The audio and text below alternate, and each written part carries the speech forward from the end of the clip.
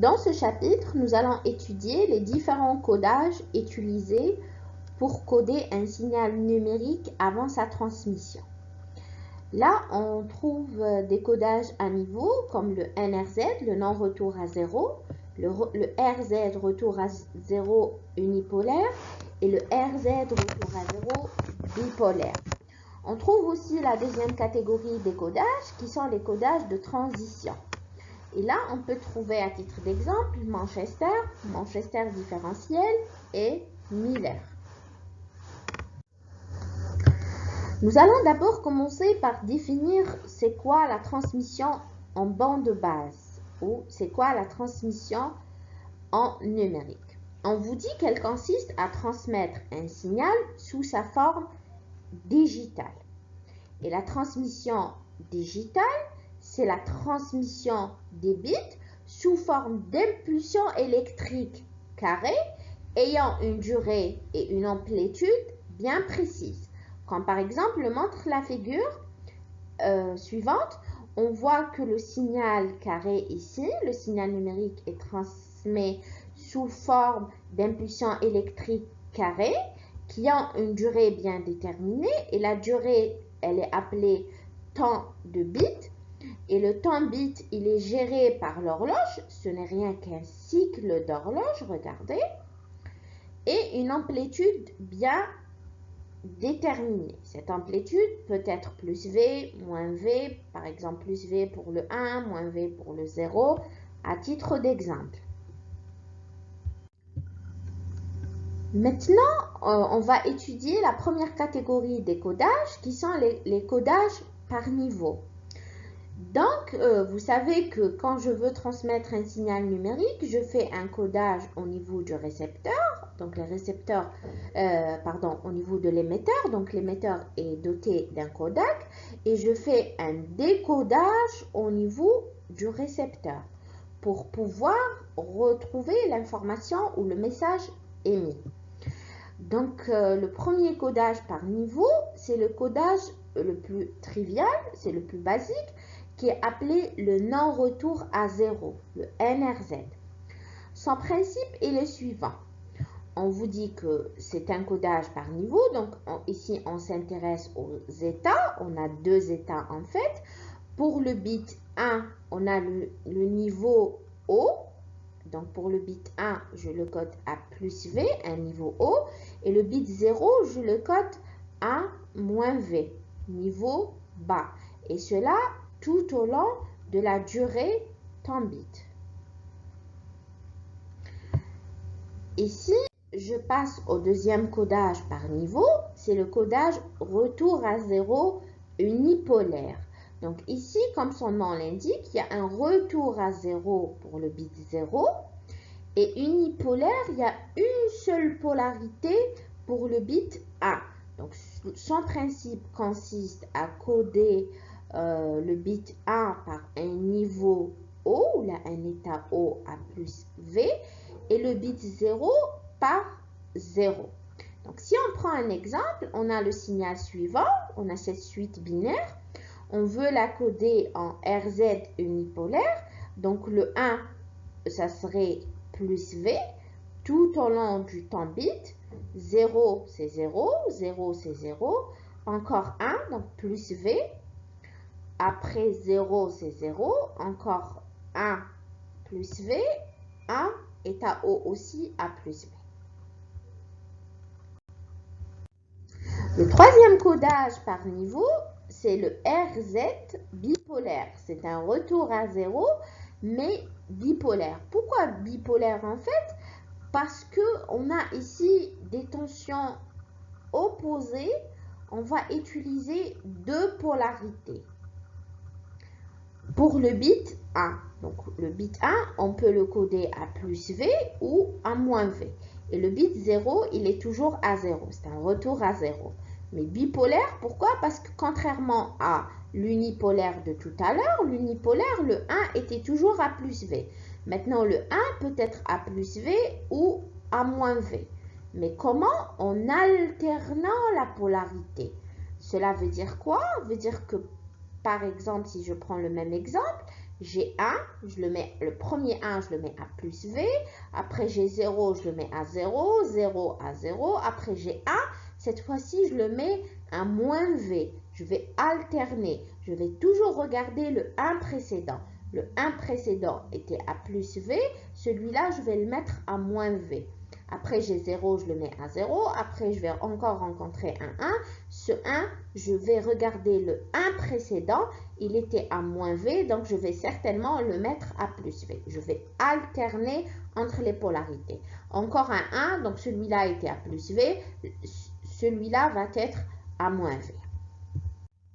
La deuxième catégorie des codages, c'est les codages de transition. Maintenant, on ne s'intéresse plus au niveau, c'est-à-dire on n'est plus dans le niveau haut, le niveau bas, mais on est dans les transitions. La transition, c'est ça une transition qui se fait à t sur 2, en demi-période de l'intervalle t. Ça, c'est une transition montante qui vient de moins v vers plus v. Et ça, c'est une transition descendante qui vient de plus v à moins v. Le premier codage dans cette catégorie, c'est le codage de Manchester, appelé également dans certaines références le B-phasé. Son principe consiste à représenter le bit 1 par une transition montante à t sur 2 bien sûr, et le bit 0 par une transition descendante à t sur 2. On vous fait ici une remarque, on vous dit attention, toutefois cela peut être l'inverse. C'est-à-dire dans certaines références, vous pouvez trouver l'inverse de la logique inverse. Mais c'est toujours valable. Pourquoi? Parce que dans l'inverse, on peut décider de prendre le bit 0, transition descendante, et le bit 1, transition montante, en inverse. On peut prendre un exemple pour le code de Manchester. Donc, en utilisant cette suite binaire 1, 0, 0, 1, 3, 0.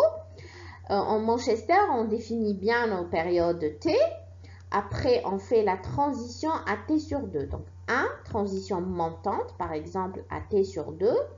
0, transition descendante à t sur 2. Après, encore 0, donc transition descendante. Et là, je suis en bas, je dois monter pour pouvoir faire ma transition descendante. Après 1, transition montante, donc je monte ici à t sur 2 en demi-période. Après, j'ai 0, transition descendante à t sur 2. Encore 0, donc transition encore descendante, mais je suis en bas, donc je dois relier ces deux transitions, c'est-à-dire je dois monter et redescendre. Après, j'ai encore un 0, donc transition descendante à t sur 2. Maintenant, on va voir le deuxième codage de transition, c'est le codage Manchester différentiel, appelé aussi aussi le B-phasé différentiel.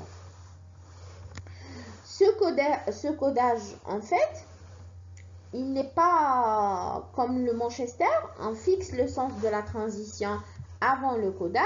Ici, son principe est différent. On vous dit que pour le bit 1, on inverse le sens de la transition. Pour le bit 0, on maintient le sens de la transition.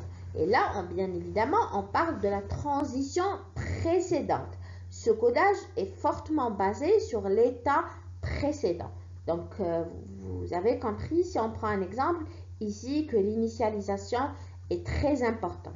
Donc, par exemple, 1, on a pris ça à une transition montante, c'est juste une initialisation parce qu'on ne connaît pas l'état précédent. Après, on a 0, on a dit que 0, je maintiens, donc c'était transition montante. Pour le 0, je vais encore la faire à une transition montante et toujours à t sur 2 en demi-période. Après encore un 0, je maintiens le sens de la transition précédente. Donc, je vais faire transition montante à t sur 2. Après 1, j'inverse le sens de la transition précédente. C'était une transition montante. Je vais la faire à transition descendante. Après, encore un 0, je maintiens le sens de la transition précédente. Donc, c'était descendant. Je vais la maintenir à descendant. Après, j'ai 1, donc j'inverse. Donc, ça va être transition montante parce que précédemment était une transition descendante, ainsi de suite. Le troisième type de codage à transition, c'est le codage de Miller. Ce codage consiste à coder le bit 0 par une absence de transition. Et dans le cas d'un bit 1, je fais une transition à t sur 2 en demi-période. Et dans le cas de deux zéros qui se suivent, absence de transition pour le premier zéro et une transition au début du deuxième zéro, ou bien sûr à la fin du premier zéro. Ça coïncide avec, c'est-à-dire la fin du premier zéro coïncide avec le début du deuxième zéro. Donc ici, même si j'ai plusieurs zéros, pour le premier zéro, absence de transition. Après, au début de chaque zéro, je fais une transition. Donc ici, les transitions vont être à t et pas à t sur 2. Si je veux appliquer le principe sur un exemple, j'ai la même suite binaire ici. Donc j'ai 1, je fais transition à t sur 2. J'ai 0, absence de transition. Ce 0, j'ai encore un autre 0, donc je fais une transition à la fin du premier 0. Je fais ma transition ici pour le 0. Après, j'ai un 1, donc je fais une transition à t sur 2. Après 0, absence de transition. Après 1, je fais transition à t sur 2 pour le 1. Après encore un 1 et je fais une transition à t sur 2. Maintenant, on peut prendre un exemple applicatif sur tous ces types de codage. Et là, dans cet exercice, en fait, on fait l'opération inverse.